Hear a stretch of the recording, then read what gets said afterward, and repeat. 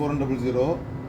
When you are installing this, you unscrew this Allen key completely, then ensure that the bottom process connector is completely cleaned with the vanillin cloth, and you'll press it from the top. When you press this, because inside there's a O-ring and the air inside, you cannot press this.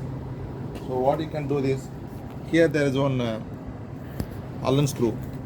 You can lose this Allen screw, so the air will get, when you're pressing this, the air will get released through this. Once completely pressed, see the bottom, it is completely seated here. It has to be seated completely, else there won't be any connection between. So lose this and press it, then air get released. Then after you tighten this, then again you tighten it. Please ensure that this side and top there is a Allen screw. This always normally I don't find here. It will be sealed with some wax.